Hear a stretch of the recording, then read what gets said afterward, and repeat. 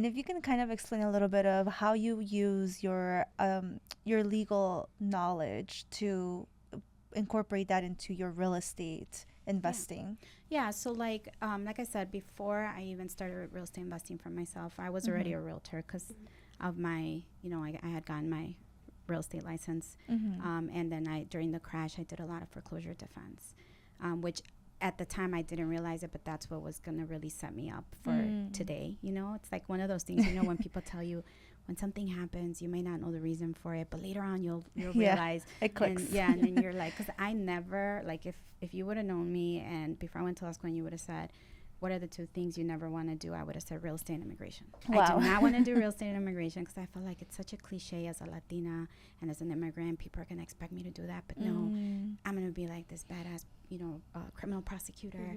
And, then I'll switch over and I'll do family law. And, of course, I did all that. But I realized that that's actually not really what I wanted to do. And here I am doing real estate and immigration. So never say never. But, it all kind of set me up for that, right? I had to get my real estate license to get through the summer, and then the crash happened and I wasn't doing any real estate, but people kept asking me, community kept asking me, can you help me with a loan modification? I knew nothing about it. I was like, I don't really know how to do this. And a friend of mine that was doing it, she's like, I'll teach you, but we need an attorney to help with it. And you speak Spanish and, you can help us. And I was like, all right, well, I'll do it. And then, started learning how to do foreclosure defense. I started doing foreclosure defense to help people, then started doing short sales, and then just started doing a lot of like real estate for, realtor friends and stuff like that. So I was already doing real estate, right? So I when I started real estate investing, I had a base knowledge on the legal end, right?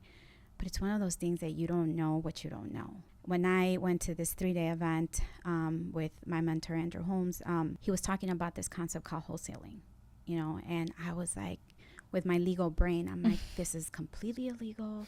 I can't believe he's talking about this.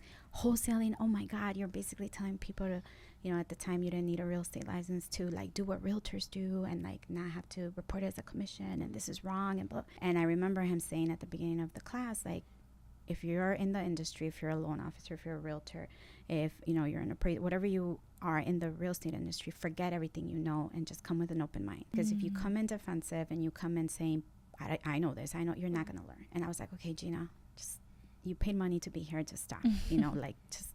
So that Friday after he talked about it, I went home and I did my research on that stuff. And I was like, oh my God, I had no idea you could do this. And it's completely legal, and like, I just fell in love with wholesaling. And I was like, this is a really good way to make money without ever having to close on a property.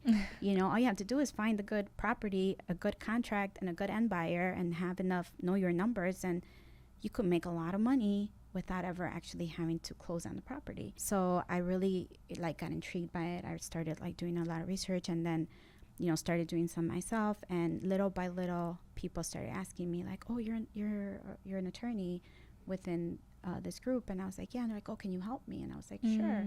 So obviously I already had the real estate experience. I knew how to do a closing. I knew how to read a title, commitment. I knew all that. But I actually learned with my clients on how to service a real estate investor, because real estate investors have a different mentality. The properties are different. There's always going to be issues.